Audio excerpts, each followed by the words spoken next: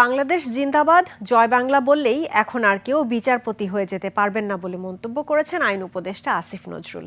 বলেছেন, এত অল্প সময়ে দেশের ইতিহাসে এর চেয়ে বেশি সংস্কার হয়নি। আর আন্তর্জাতিক অপরাধ ট্রাইব্যুনালের চিফ প্রসিকিউটর তাজুল ইসলাম বলেছেন, বিচার বিভাগের স্বাধীনতার সুযোগ নিয়ে অনেক বিচারক নিজেদের রাজনীতিবিদ মনে করতেন। অনুপ পিয়ালের রিপোর্ট।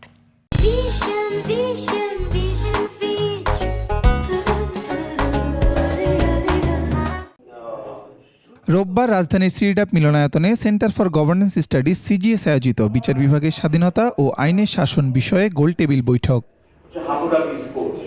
এ সময় আলোচকরা বলেন, রাজনৈতিক দলগুলোর হস্তক্ষেপের কারণে বিচার বিভাগ স্বাধীনভাবে কাজ করতে পারছে না। দলীয় আনুগত্যের ভিত্তিতে তাদেরকে অ্যাসিস্ট্যান্ট জাজ, জয়েন্ট ডিস্ট্রিক্ট জাজ, এডিশনাল ডিস্ট্রিক্ট জাজ প্রমোশন করা হয়েছে।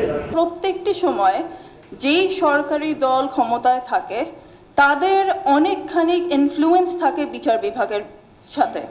আন্তর্জাতিক অপরাধ ট্রাইব্যুনালের চিফ প্রসিকিউটর বলেন, মব বলার পিছনে বিপ্লবকে প্রশ্নবিদ্ধ করার চেষ্টা আছে কিনা তা খতিয়ে দেখতে হবে।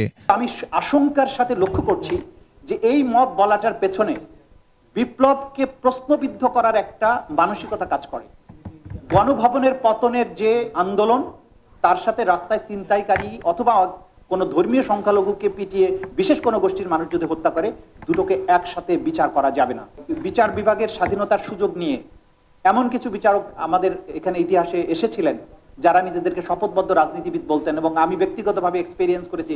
একজন যিনি প্রধান বিচারপতি হয়েছিলেন, তিনি ওপেন এজলাসে আমাকে বলেছিলেন, মনে রাখবেন আল্লাহর পরে শেখ হাসিনা, তারপরে আমরা, কথাবার্তা হিসাব করে বলবেন। চিফ প্রসিকিউটরের বক্তব্যের বিরোধিতা করেন রাজনীতিবিদরা, বলেন মবকে আড়াল করা হয়েছিল।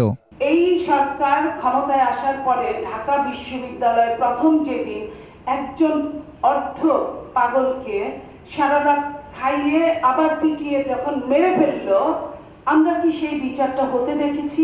মবকে অ্যালাউ করা হয়েছিল, এখন মব সরকারকে খেয়ে ফেলছে, নির্বাচন কমিশনকে খেয়ে ফেলছে, দেশকেও খেয়ে ফেলতে পারে।